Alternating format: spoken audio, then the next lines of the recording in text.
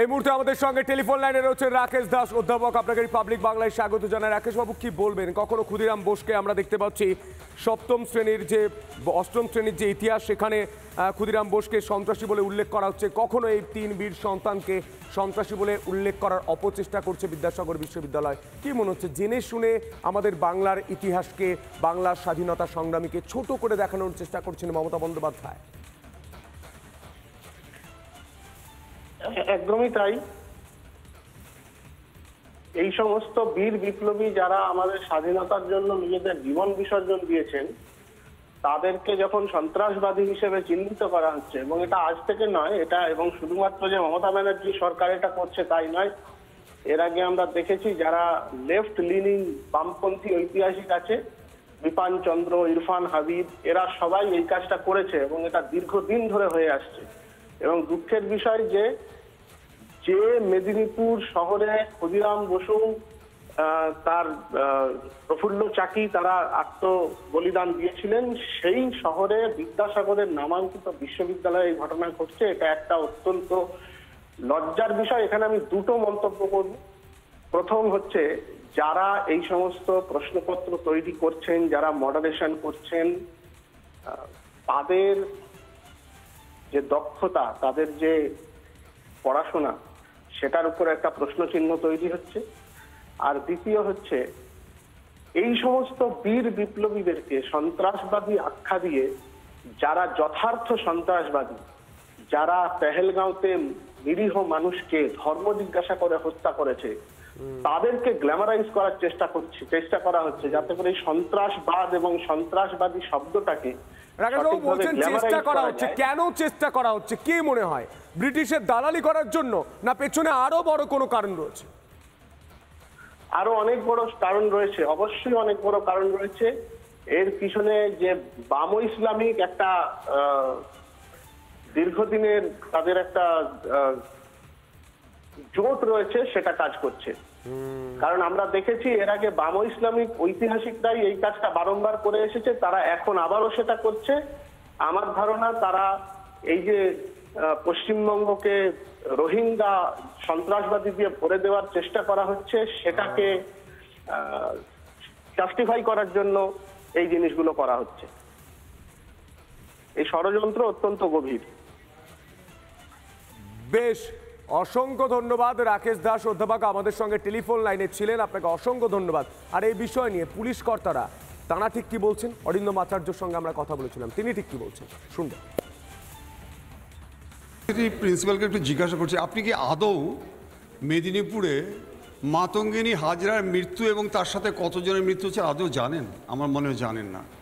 আমার মনে হয় যে সমস্ত স্বাধীনতা সংগ্রামীদের সম্পর্কে আজকে সন্ত্রাসবাদ বলছেন, আপনার কথা এবং পাকিস্তান যেটা করছে এক। আপনি দেশদ্রোহী, সাম্যদ্রোহী, শান্তিদ্রোহী, আমার মনে হয় তাই। কারণ আপনি একজন শিক্ষক, আপনার শিক্ষায় উদ্ভাসিত হয়ে জাতীয়তা বোধ শিখবে। শুনুন, আপনি শিক্ষকতা করছেন, অনুগ্রহ করে রাস্তাঘাটে যেটা বলছে আপনি দয়া করে অন্তপক্ষে ছাত্রছাত্রীদের এইভাবে, আজ শুনলাম নাকি আপনি আজকে ক্ষমা প্রার্থনা করেছেন না কি করেছেন, এভাবে মিসগাইড করাটা বোধহয় ঠিক নয়। কারণ আপনার কাছ থেকে ছাত্রছাত্রীরা সত্যি জিনিসটা আজকে জানতে চায়।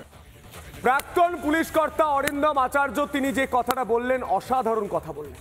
তিনি বললেন যেটা আস্তে আস্তে আস্তে আস্তে দেশ বিরোধিতা করছেন আপনারা যেটা করছেন ভুল করছেন। কারণ আগামী প্রজন্মকে বাংলার যে আন্দোলন, স্বাধীনতা সংগ্রামে বাংলার যে ভূমিকা, তা ভোলানোর চেষ্টা করছেন। কাদেরকে খুশি করার জন্য? কাদেরকে খুশি করার জন্য? অরিন্দম ভট্টাচার্য অধ্যাপক এই মুহূর্তে আমাদের সঙ্গে রয়েছেন। অরিন্দমবাবু, আপনাকে রিপাবলিক বাংলায় স্বাগত জানাই। কি বলবেন? শুধুমাত্র ব্রিটিশের দালালি করার একটা ছবি, না এর পেছনে আরো কোনো কারণ রয়েছে? যে বাংলা নেতাজি সুভাষচন্দ্র বোসের বাংলা, যে বাংলা ক্ষুদিরাম বোসের বাংলা, ক্ষুদিরাম বোসকে অষ্টম শ্রেণীর পাঠ্যপুস্তকে সন্ত্রাসবাদী বলে আখ্যা দেওয়ার অপচেষ্টা, আর প্রশ্নতে আমরা দেখতে পাচ্ছি তিন বীর সন্তানকে এই সন্ত্রাসবাদী বলে আখ্যা দেওয়ার অপচেষ্টা করছে মমতা বন্দ্যোপাধ্যায়ের সরকার। নমস্কার রিপাবলিককে। খুব দুর্ভাগ্যের জায়গা, 100 বছর আগে যদি সেই বিপ্লবীরা জানতেন নেতাজি সুভাষচন্দ্রের তৈরি করা বেঙ্গল ভলেন্টিয়ার্সের সেই অদ্ভুত প্রাণ বলিদান দেওয়া যে স্বাধীনতা সংগ্রামীরা 19 বছর, 20 বছর, 18 বছর, 21 বছর বয়সে আজকে প্রভাংশু শীল থেকে আরম্ভ করে বিমল দাশগুপ্ত, তারা কাউকে পরোয়া না করে আজকে পেডির মতো অত্যাচারী, যিনি কি করতেন, পেডি কি করতেন, পেডি প্রত্যেকটি বিপ্লবীর সন্দেহে ওনার দায়িত্ব ছিল মেদিনীপুরকে ঠান্ডা করার মানে কি, মেদিনীপুরের প্রত্যেকটি ছেলে পুরুষের গায়ে পিঠের গরম ছ্যাঁকা, লোহার রড ঢুকিয়ে দেওয়া, মেয়েদের শাড়ি খুলে গায়ে থুতু দিয়ে দেওয়া এবং যত্রতত্র ধর্ষণ করা। এই পেডিকে হত্যার যে দায়িত্ব নেন তিনি হচ্ছেন বিমল দাশগুপ্ত, যেখান থেকে একটা মাছিও বলতে পারে না। তিনি ছবির এক্সিবিশনে আসেন এবং ছবির এক্সিবিশনে এসে হ্যাজাকের মধ্যে দিয়ে অন্ধকারে গুলি করেন বিমল দাশগুপ্ত। এবং এই ব্যাগ তারপরে তার জায়গায় আসেন, এই পেডির পরে আসেন ডগলাস। আরো আটোসাটো বলা হতো এপ্রিল, ব্রিটিশরা সাবধান, ভারতীয় বিপ্লবীরা আসছে, তারাই বলতো ভারতীয় বিপ্লবীরা। যে তার মধ্যে মাছি গলতে পারে না, তার মধ্যে মহামেডানের খেলার মাঝখানে বার্চকে মেরে ফেলে এবং তারপরে হচ্ছে মানে Douglas, birch, paddy, Bimal Dasgupta, Pradyot Bhattacharya, একদমই প্রত্যেককে ছোট করে দেখানোর চেষ্টা হচ্ছে, প্রত্যেককে অপমান করা হচ্ছে। এই অপমান ভারতের অপমান, এই অপমান বাংলার অপমান। আপনাকে অসংখ্য ধন্যবাদ। আমি সরাসরি প্রশ্ন করতে চাই, চোখে চোখ রেখে, মমতা বন্দ্যোপাধ্যায়, উপাচার্য ক্ষমা চেয়েছেন, আপনি কবে ক্ষমা চাইবেন? এই ভুল স্বীকার করবেন কবে? এই ভুল মেনে নেওয়া যায় না, এটা ভুল নয়, এটা চিন্তা ভাবনা করে একটা অপরাধ। কবে ক্ষমা চাইবেন সেই প্রশ্ন রিপাবলিক বাংলা করে যাবে যতদিন না পর্যন্ত মমতা বন্দ্যোপাধ্যায় ক্ষমা চাইবেন। নানা ধরনের কন্টেন্ট দেখার জন্য লাইক করুন, শেয়ার করুন আমাদের ফেসবুক পেজ, সাবস্ক্রাইব করুন আমাদের ইউটিউব চ্যানেল।